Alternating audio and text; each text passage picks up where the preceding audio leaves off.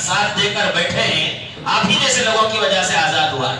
ورنہ آج جو دکانوں میں بیٹھ کر بیمار کر رہے ہیں، یا ہوٹلوں میں بیٹھ کر گپ شپ کر رہے ہیں، یا گلیوں میں ادھر ادھر پھر رہے ہیں، ان پر بہت افسوس ہوتا ہے۔ کیا کہیں گے وہ کل قیامت کے دن اللہ رب العالمین کی بارگاہ میں جب ان سے پوچھا جائے گا؟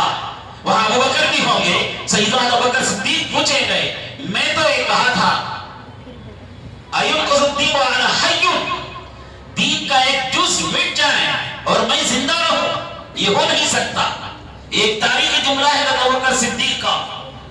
سیدنا عمر فاروق رضی اللہ عنہ جا کر عرض کیا تھا، امیر المؤمنین یہ موقع ہے خاموشی اختیار کرنے کا، اسامہ بن زید کو ملک شام کو بھیجنے کا موقع نہیں ہے۔ مدینے میں لوگ مرتد ہو رہے ہیں، مدینے کا حال یہ ہے کہ یہاں نبوت کا دعویٰ کرنے والے ہیں پیدا ہو گئے ہیں۔ لوگ کہہ رہے ہیں لا نصلی ولا نزکی، بعض لوگ کہتے ہیں لا نصلی ولا نزکی، بعض لوگ کہہ رہے ہیں نصلی ولا نزکی، ہم نماز تو پڑھیں گے زکوٰۃ نہیں دیں گے۔ تو حضرت ابوبکر صدیق رضی اللہ عنہ نے فرمایا تھا، اجبار فی الجاہلیہ وخوار فی الاسلام، عمر کیا ہو گیا تم کو؟ زمانے جاہلیت میں تو تم بہادر کہلاتے تھے، اسلام میں نرم پڑ گئے۔ اسامہ کا لشکر بھی جائے گا، مرتد ہونے والوں سے مقابلہ بھی کیا جائے گا، مسیلمہ بن کذاب سے مقابلہ ہوگا، زکوٰۃ نہیں دینے والے ایک ٹکا بھی اگر نہیں دے تو ان سے بھی مقابلہ ہوگا۔ یہ سارے کام ہوں گے۔ حضرت ابوبکر صدیق کا فیصلہ تھا، اگر اس وقت حضرت ابوبکر صدیق نرمی برتے تو لکھنے والے محدثین شارحین لکھتے ہیں دین اس وقت ہی مٹ جاتا، کیونکہ ڈر گئے ہوتے زکوٰۃ نہیں دینے والوں سے، ڈر گئے ہوتے مرتد ہونے والوں سے، ڈر گئے ہوتے جھوٹا دعویٰ کرنے والوں سے، تو پھر دین آگے نہیں بڑھتا تھا۔ ہمت کیے۔ یہ لوگ کیا جواب دیں گے کل قیامت کے دن، جو اتنا سب سمجھانے کے باوجود مسجد میں آ کر تھوڑی دیر کی قربانی دینے کے لیے تیار نہیں؟ ان کو اس وقت سمجھ میں آئے گا، حضرت نے جیسے فرمایا، اگر خدا نہ خواستہ 100 مرتبہ کہتا ہوں خدا نہ خواستہ، سپریم کورٹ کا فیصلہ اگر ان کے حق میں آ جائے، وقف ترمیم بل کے حق میں آ جائے، اور اس کے بعد 2-3 مہینوں کے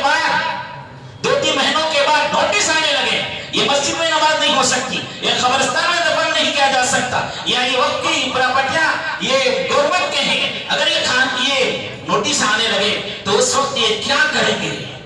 ہم تو کہیں گے اللہ رب العالمین کی بارگاہ میں، آپ بھی کہیں گے انشاءاللہ اللہ رب العالمین کی بارگاہ میں، یا اللہ ہم سے جتنا ہو سکتا تھا ہم نے کیا، ہم اتنا ہی کر سکتے تھے، احتجاج کر سکتے تھے، بول سکتے تھے، پکار سکتے تھے، اور تیری بارگاہ میں رو رو کر دعا کر سکتے تھے، ہم سے اتنا ہی ہو سکتا تھا یا اللہ۔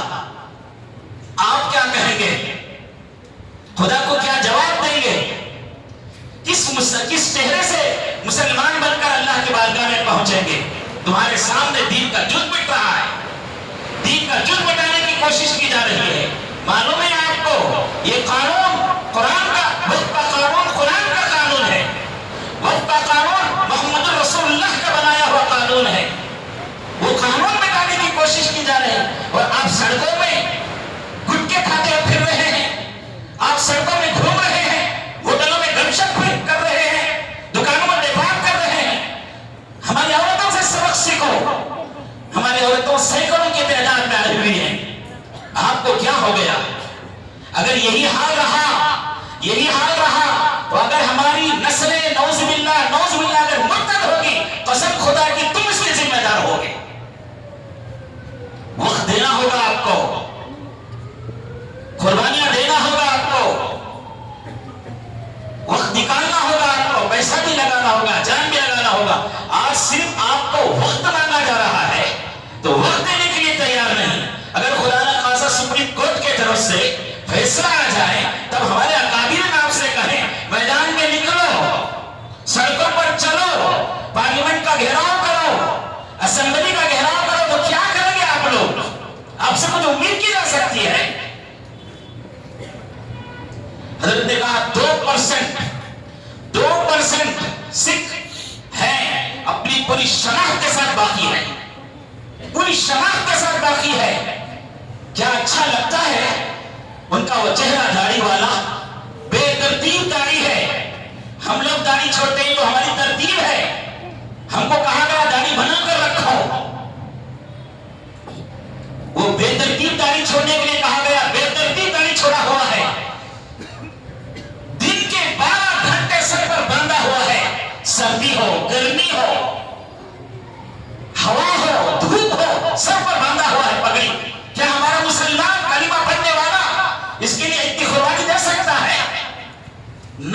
اسی وجہ سے جوتا مارا جا رہا ہے.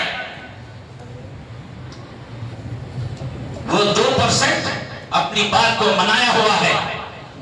وہ جائے گا پارلیمنٹ میں پگڑی کے ساتھ جائے گا, وہ جائے گا ملٹری میں پگڑی کے ساتھ جائے گا, وہ جائے گا پولیس ڈپارٹمنٹ میں پگڑی کے ساتھ جائے گا. ہزاروں کا مجمع ہوگا, 2 سکھ ہیں تو نظر آ جائے گا. یہ شناخت انہوں نے بنایا ہوا ہے. اور ہمارا حق باتیں بہت کرتے ہیں.